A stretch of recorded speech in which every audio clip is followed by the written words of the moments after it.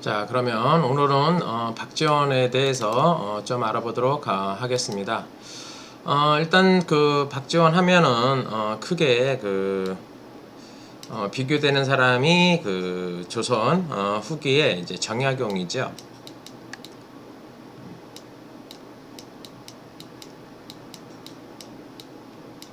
정약용과 또 정약용을 생각하면 저희가 또 이제 정조를 생각하지 않을 수 없습니다. 그리고 이렇게 박지원 이렇게 어떤 그 세 명의 삼각관계를 좀 생각하게 돼야 되고요. 일단 그 박지원은 그 명문가 출신이에요. 원래 이제 명문가 출신이고, 그리고 이제 정약용은 말하자면 이제 제야 출신이죠.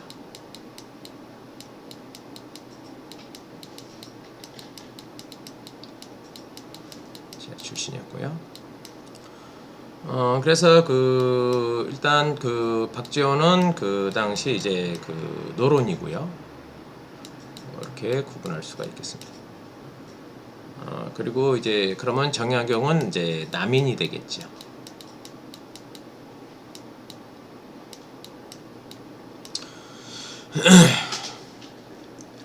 이제 박지원은 그 1737년에서 1805년이고요. 이게 정약용은 그러니까 1762년, 그러니까 늦게 태어난 거죠.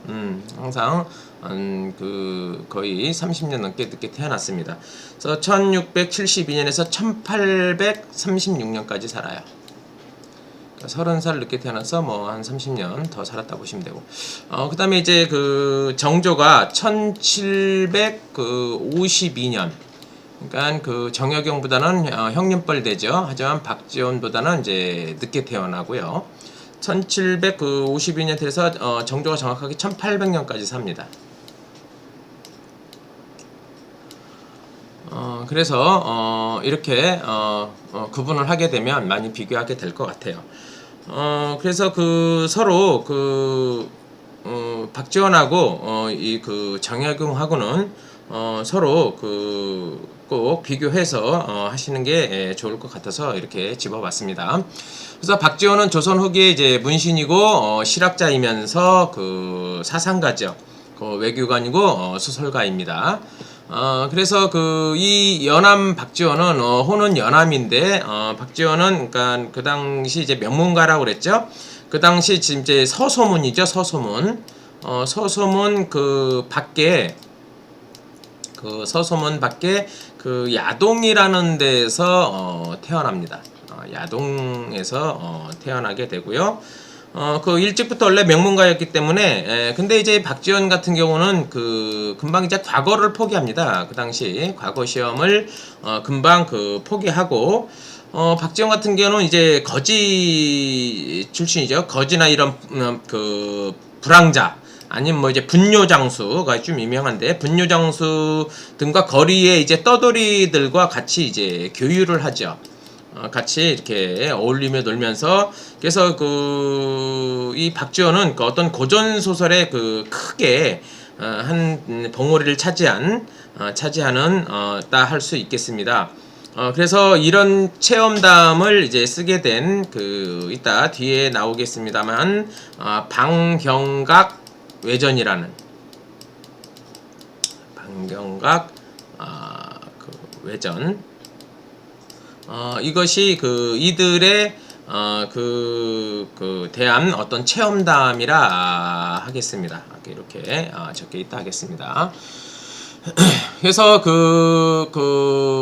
여기 그 정조 주기 후 그 이 박지원은 똑똑하다는 여러 번 그 학문에 이제 문장력으로 이제 추천을 받게 돼요.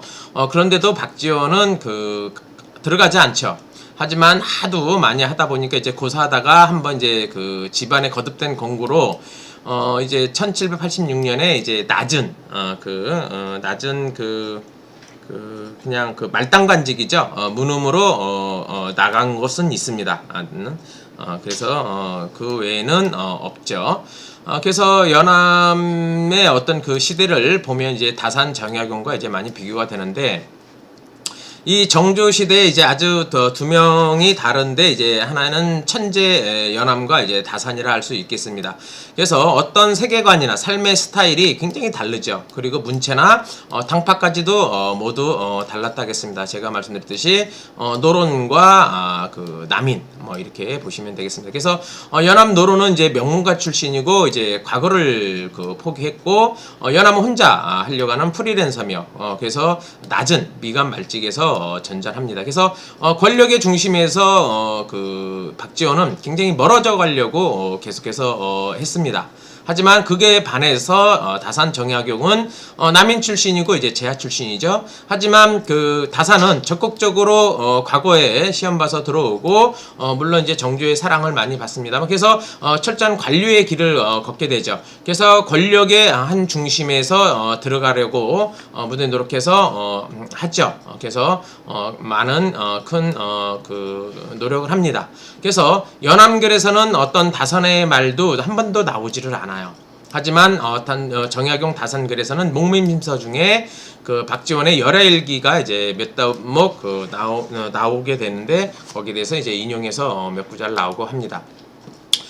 그리고 이제 박지원의 그 지금 이렇게 사진을 보고 계십니다만 어때요? 품체가 상당히 좋지요. 그래서 이제 박지원은 명문가였고 아마 하여튼 잘 먹었던 것 같아요. 그래서 그런지 이렇게 살도 찌고 그래서 그 박지원 같은 경우는 그 당시에는 이제 이런 병은 그러니까 그런 표현이 없었는데 말하자면 이제 우울증 이런 게 있지 않았냐 이런 그 한번 추측을 한번 해보게 됩니다. 그래서 어떤 그 먹는 어떤 그 우울증이 있으니까 이제 먹는 거식증이라든지 불면증 등을 이제 동반한 이제 우울증이 돼서 조선 시대에는 사실 참 보기 드문 어떤 이런 비만적인 체형을 가지고 있습니다. 이런 이제 우울증도 어떻게 보면 이제 자기 소외락 할까요? 그런 그 명문가들의 어떤 그 나쁜 행동, 어떤 그런 것들에 너무 질려서 그래서 혼자만 그 하려고 했던 어떤 그런 것을 많이 좀 우리가 그 생각해 볼 수 있다 하겠습니다. 그래서 이 박지원 같은 경우는 어떤 격식이나 어떤 구격, 어떤 이런 제도를 굉장히 싫어했어요. 그래서 그것은 개인적으로 그 연암의 어떤 성격이 아닌가 생각을 해보게 됩니다. 그리고 이 연암은 이렇다 보니까 거기에 대한 어떤 우울증을 많이 이제 그 극복하려고 한 이제 방법들을 한번 살펴보게 되면 연암은 그 양반으로서 이제 만나면 안 되는 사람들하고 이제 굉장히 친분을 갖게 돼요. 그래서 이제 저작거리에 이제 걸패들이라든가 이제 평생 동안 이야기 연습만 하는 그 70의 노인이 있었는데 그 사람이 이제 그 이름이 민홍이에요. 이 사람과 이제 또 이제 분유장의 노인과 이제 거리에 이제 걸패 늘려준 사람들과 계속 어울려서 놀게 되는 거죠. 그래서 어떤 유대 관계를 갖고 그래서 이런 사람들이 양반보다도 순수한 그들과의 만남을 통한 어떤 만나면서 거기에 대해서 많은 감동을 느끼고 이런 사람들이 더 낫다라는 이런 생각을 하게 되면서 이 사람들과 많은 이제 교류를 갖게 되는 거죠.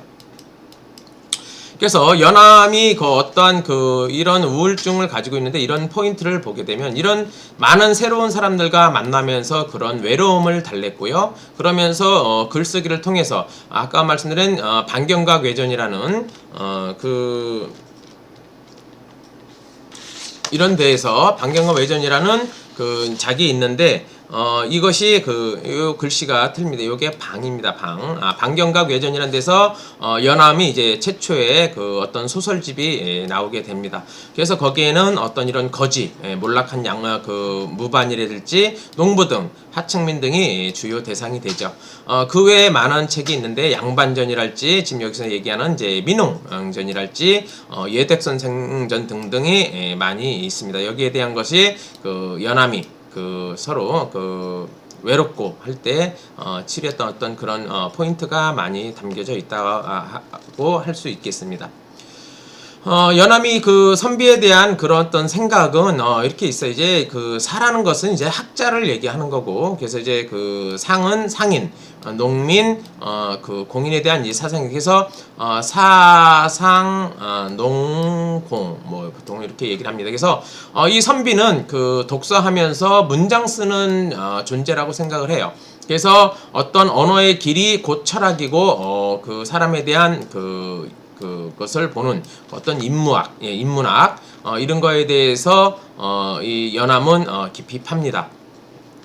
과거에 그 합격해서 관료가 되면 이제 나라를 천하를 이제 다스려야 된다고 생각하고, 근데 거기서 물러나면 어떤 이런 그 언어, 그 순수한 글을 쓰는 어떤 이런 철학 인문학으로 되돌아와야 되는데, 이런 것을 하는 것이 이제 철학의 수양이라고 본 거죠.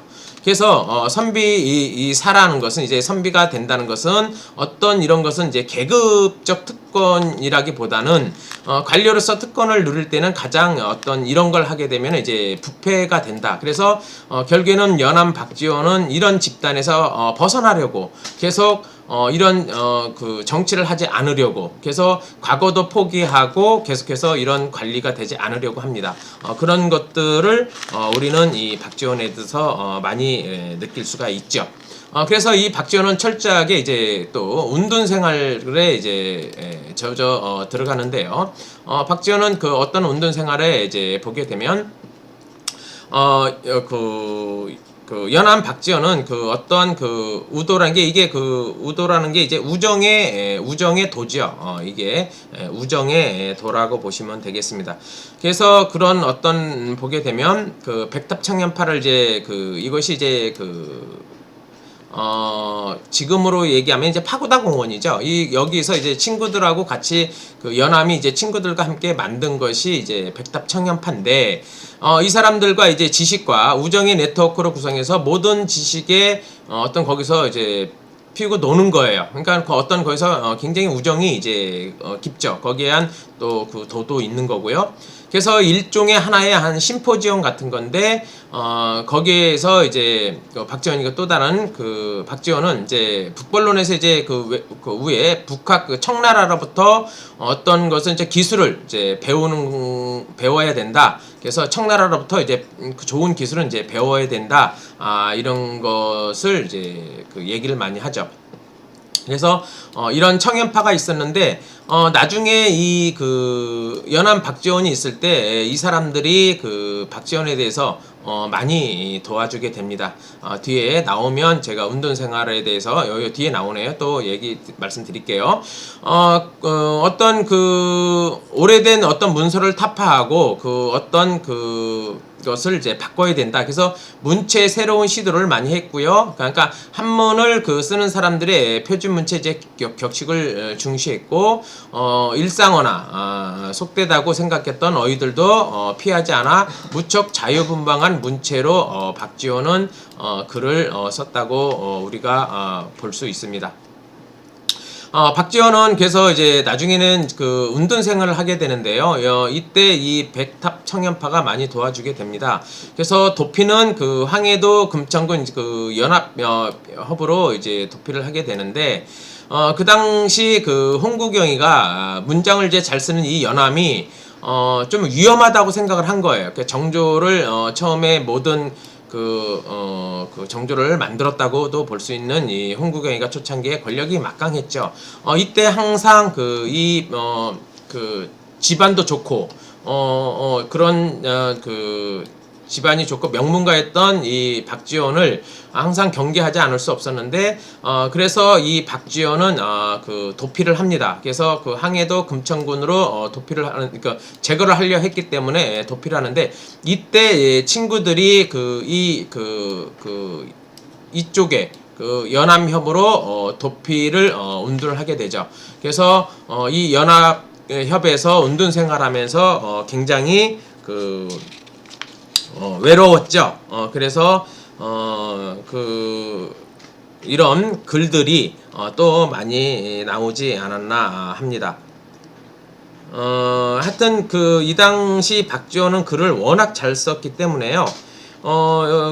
그 사대부들부터 그 엄청난 그 권한을 갖고 있었죠. 그러니까 이 당시는 글 문장만 잘 써도 이 문장만 잘 써도 이 사대부들한테는 그 엄청난 이제 권한이 있었던 거예요. 그러니까는 박지원은 집안도 좋고 워낙 그 문장을 잘 썼기 때문에 뭐 똑똑하다고 그 말하자면 온 세상에 많이 퍼져 있던 사람이라 이렇게 볼 수 있겠습니다. 그래서 이제 이 연암 박지원의 어떤 이런 글체, 이 자유분방한 어떤 문체, 이런 것을 한번 글을 어떻게 썼는지 한번 보도록 하겠습니다.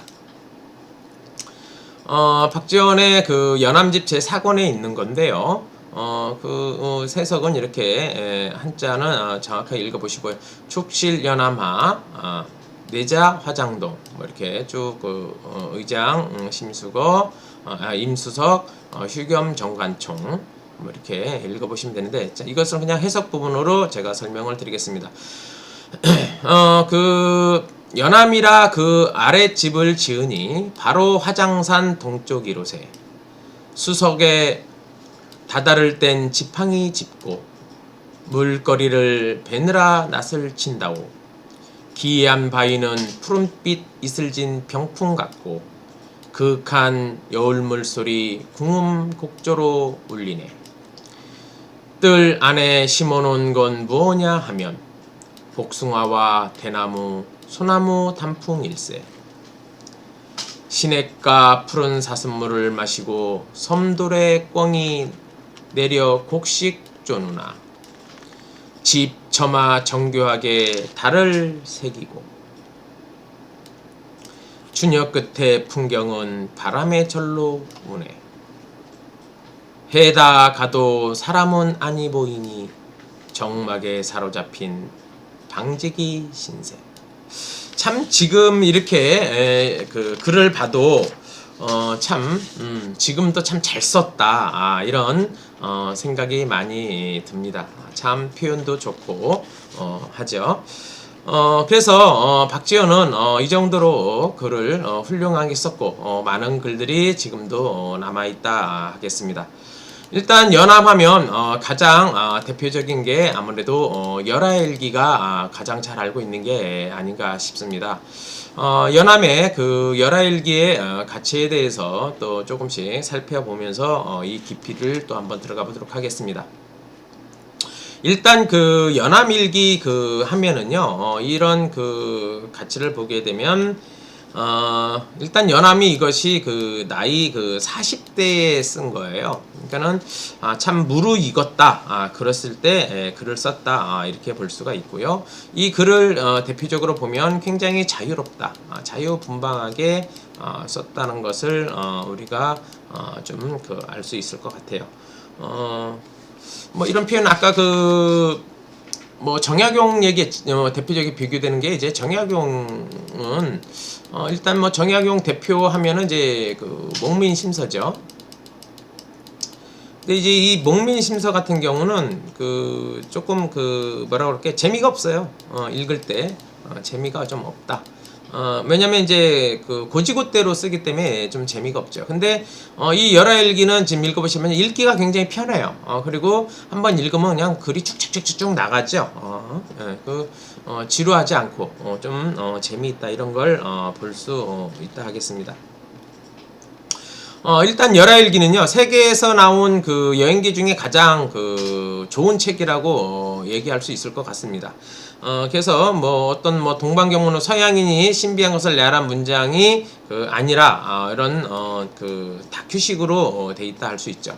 그리고 이분 다 이게 이슬람의 이제 그 책인데, 이슬람 국가와 중국 수트라에 이르는 그 12만 킬로에 달하는 이제 강범위한 여정을 묘사한 여행기, 중동에서 살았던 인명을 자세히 적은 책이 있는데, 이 세계에서 이제 오래된 책이에요. 하지만 이런 책보다는 사실 열하일기가 훨씬 가치가 있다. 그런 것은 글이 자유분방하고 어떤 그 동양의 완전히 다른 것을 보여줄 수 있다. 그런 걸 느낄 수 있다 하겠습니다. 그래서 모든 그 종류의 이제 문체가 나오는 게인데, 일단 이용우생의 이제 문명론이 나오고요. 수레나 건물 모든 문명에 대한 이제 전문가 수준으로 이제 해석을 하게 됩니다.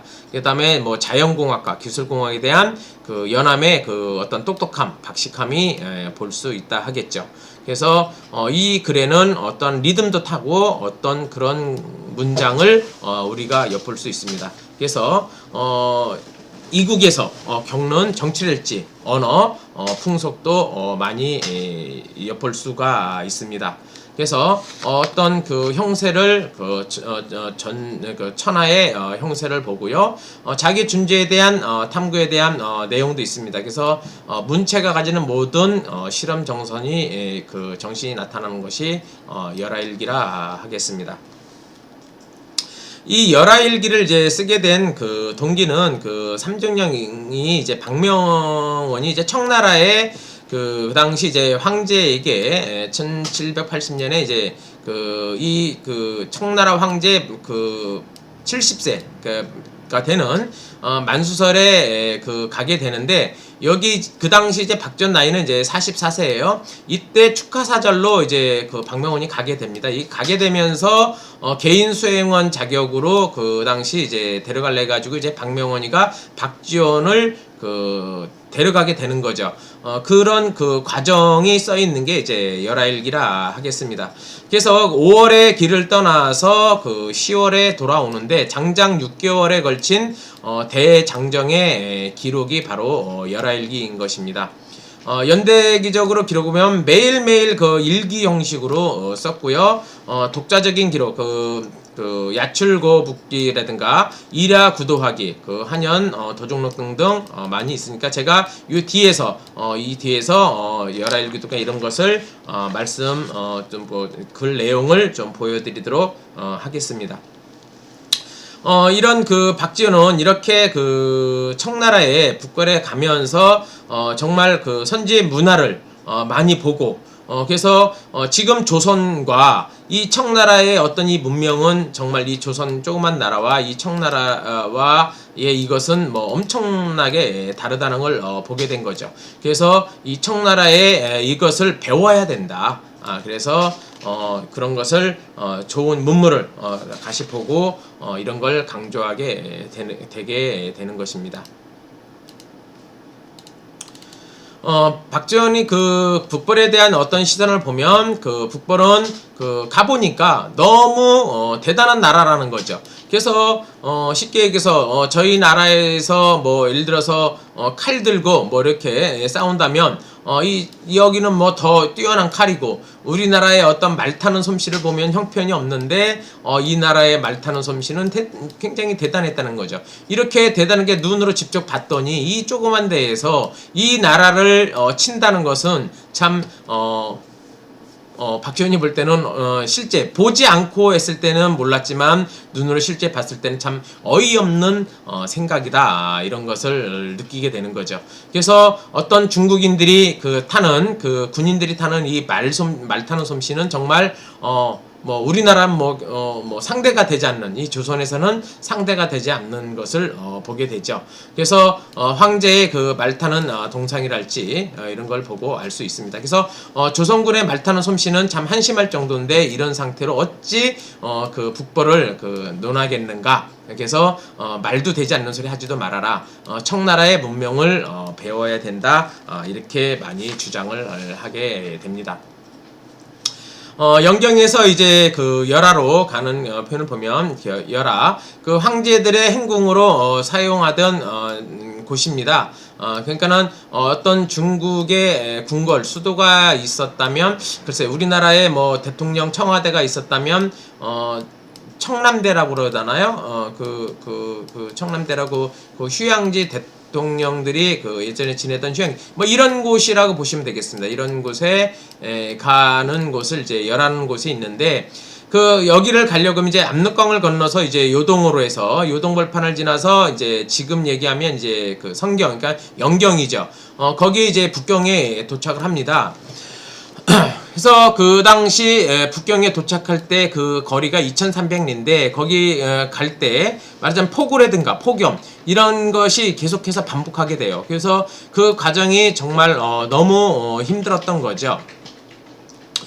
근데 이제 그 황제를 만나러 이제 그 조선 사신사 이제 그 연암을 데리고 가게 되는 이제 그 삼종령 부모 이제 박명원과 같이 이렇게 출발한 이 조선 사신사가 갔는데 이 황제가 마침 그 이 북경에 있지 않고 열하에 이제 간 거예요. 그래서 어쩔 수 없이 이 조선 그 사신사들을 만나는 건 이제 황제였기 때문에 그래서 또다시 그 열하로 이제 가게 되는 거죠.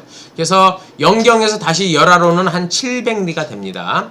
그래서 그 황제 생일 잔치에 맞춰서 그 황제 생일 잔치를 맞추기 위해서 잠도 자지 않고 이 700리 길을 다시 나흘 동안 강행군에서 가게 되는 겁니다. 이 다시 출발하게 될 때는 원래는 이 당시 그 이 북경에 그 장정 그 여기를 가게 되는 이 날짜를 맞춰서 가려고 하지 않았겠습니까? 날짜를 맞춰서 거의 맞춰서 편하게 갔는데 여기서 마침 황제가 열하로 갔다는 거죠. 그러니까 여기서 이제 그 우리나라 임금의 어떤 사신으로 가서 임금이 전하라는 것을 전하려고 갔는데 마침 황제가 이 열하로 갔은 것 같아요. 이 생일 잔치에 맞추려서 또다시 이 날짜를 맞추려 가려고 하니까 쉽지가 않았겠죠. 그러다 보니까 그 날짜를 맞추려고 잠도 자지 않고 잠도 자지 않고 나흘 동안 여기에 열하로 들어가는 어떤 이런 강행군이 실려 있는 게 지금 그 야출고 북기라든가 이랴 도화 구하기 그 항현 도중록에 이런 것들이 기록이 남겨져 있습니다. 그래서 야출고 북기란 건 칠흑 같은 어두운 밤에 등불 하나도 없이 그 한 줄기 별빛을 바라보고 중국 이 지방을 이렇게 가게 되는 어떤 경험으로 쓴 것이라 볼 수 있겠습니다. 그 다음에 또 하나는 야라 규도하기에서 열하에 이제 도착하기 전에 마지막 굴불한 강을 9번이나 건너면서 죽을 거리를 계속해서 넘겼다는 거죠. 그래서 넘기면서 깨달음을 얻은 글이 이랴구 도하기라 하겠습니다. 그래서 이런 것은 뒤편에서 하나하나 또 살펴서 보여드리도록 하겠습니다. 그래서 이런 식으로 연암은 그 생사의 그 경계에 있으면서도 참 이런 상황에서 어디 이렇게 펜이 들어지겠습니까? 그러면서도 이런 상에서도 계속해서 글을 썼다는 거에 대해서 정말 저희는 그 감탄을 금하지 않을 수 없겠습니다. 그 다음에 그 연암에 대해서 또 계속해서 얘기해 드려야 되니까 이번엔 그 연암에 대해서 그 우정의 그 우정의 달인이었는데 또 요걸 살짝 살펴보고 지금 얘기한 거에서 또 읊어 들어가도록 하겠습니다. 그 시는 뒤에서 보여드리겠습니다. 그 우정의 달인 연암, 저 중국 여행의 1차적 목적은 그 이국의 벗들과 우정을 나누는 거였고요. 연암은 중국말은 할 줄을 몰랐어요. 하지만 그 연암은 중국말 하지 몰랐지만 어떤 그 글씨는 이제 이 중국 사람들 볼 줄 알았으니까요. 어떤 글씨를 통해서 그 사람들과 따뜻한 그 시선을 느낄 수 있었고 그런 웃음, 그래서 활달한 그 몸짓을 통해서 중국의 친구들을 사귀게 됐죠. 근데 그 단 며칠 만에 그 사람들과 만남에 있어서 그 사람들 장사꾼들은 그 연암이 이렇게 똑똑하고 박식하고 이런 인품에 푹 빠져버리게 되는 거예요. 그래서 그 연암은 이들의 그 외모와 어떤 지적 수준, 인생편력 그리고 동작 하나하나를 세심하게 포착해서 연암과 이들이 나눈 우정을 그 자체로 중국의 인정 물태에 대한 생생하게 기록을 남겼습니다. 그래서 어떤 그 세상 사람들과 그런 그 마음 어떤 그런 물정을 잘 그림으로 남겨놨다 하겠습니다. 젊어서 낯선 존재들과 만났던 경험이 말하자면 이 박지원 연암은 굉장한 소중한 경험이 되었던 거죠. 그래서 이렇게 해서 중국에 가자마자 이 중국 사람들도 그냥 혼을 다 빼놓을 정도로 굉장히 그 뭐라고 할까요? 친근감을 갖게 했다 할까요? 그래서 어떤 그 이렇게까지 좋은 사람 이런 사람들과 금방 어울릴 수 있었던 것은 10대 때 어떤 우울증으로 인해서 그 프리랜서로 이제 여러 사람들과 교유하면서 어떤 이런 것을 키우지 않았나. 그래서 결국에는 굉장히 이런 글로 이런 필담으로 그 연암 박지원은 그 굉장히 유머스럽고 그리고 굉장히 사람들이 깜짝깜짝 놀라는 생각지도 못할 어떤 그런 역설적인 이런 것이 굉장히 재미있었다라고 할 수 있겠습니다. 연암의 이제 글이 그 얼마나 그 멋있었는지 어떤 그런 그 연암의 그 글을 한번 리학을 한번 살짝 보도록 하겠습니다. 연암 일기 중에 있는 건데요. 이 글은 지금 이렇게 화면 보시면서 이렇게 잘 참고하시고 그 내용은 그 해석은 바로 넘겨서 보여드리도록 하겠습니다. 자, 이렇게 해서 글씨를 잘 읽어 보시도록 하고요. 그럼 여기에 대한 해석을 한번 읊어보도록 하겠습니다. 말을 세우고 사방을 돌아봐도 나도 모르게 손을 이마에 얹고서 말하였다. 참으로 울기 좋은 장소로다. 그러니까 그 굉장히 좋은 경치를 보고 울기 좋다는 거예요. 저희는 야 경치 좋구나 하는데 이 연암은 참 여기서 울음이 나나봐요. 한 곳에 실컷 들어보고 싶구나. 한번 이곳에서 실컷 들어보고 싶구나. 정진사가 물어봅니다. 그 같이 갔던 그 정진사가 아니 이렇게 좋은 경치를 보고 이렇게 운다고 하니까 물어보게 되는 거죠. 천지간이 이렇게 넓은 땅을 보고 겨우 울기 좋은 땅이라는 것은 무슨 이유냐고 이제 묻습니다. 그러니까 천국 영웅들은 그러니까 좋은 큰 영웅들은 모두 잘 울었고 또 미인들은 눈물이 많았다고 이렇게 얘기를 해요. 사람들이 단지 칠정 가운데 오직 슬플 때만 울 거라고 생각하는데 울음이 나올 줄 아는데 칠정 그 모두가 기쁘거나 슬프거나 너무 화가 나도 사람을 울게 만든다는 거죠. 그래서 기쁨도 지극하면 거기서도 울음이 터질 수 있고요. 노여움이 사무쳐도 거기서는 울 수 있다는 거예요. 즐거움이 넘쳐도 울고 사랑이 지극해도 울 수 있고 미워도 극에 달아도 울고 욕심이 가득해서 울 수 있다는 거죠. 그러니까 결국엔 뭐예요? 너무나 경치가 좋아서 너무 좋아도 울음이 난다고 해서 이렇게 울고 싶다 이런 거죠.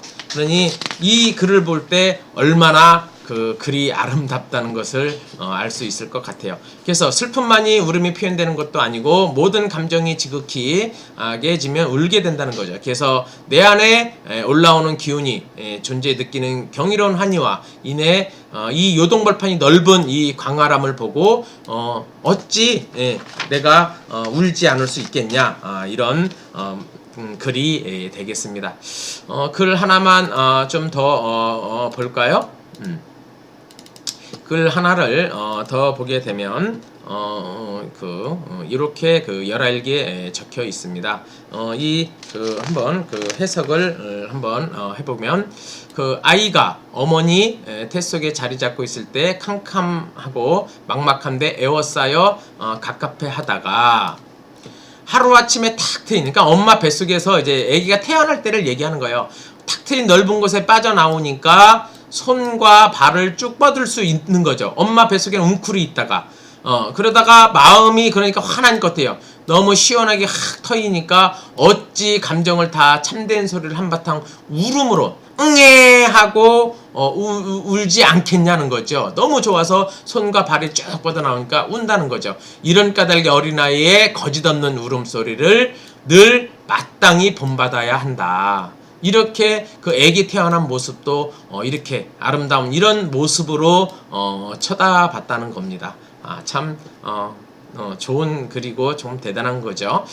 좁은 엄마 뱃속에 움츠리고 있던 아기가 엄마 뱃속에서 나와서 광활한 세상으로 나와서 이렇게 생의 환희를 그 울음으로 표현한다는 연암의 생각한 글이라 하겠습니다.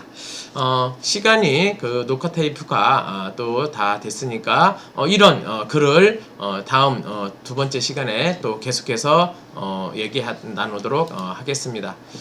일단 2부에서 또 뵙도록 하겠습니다.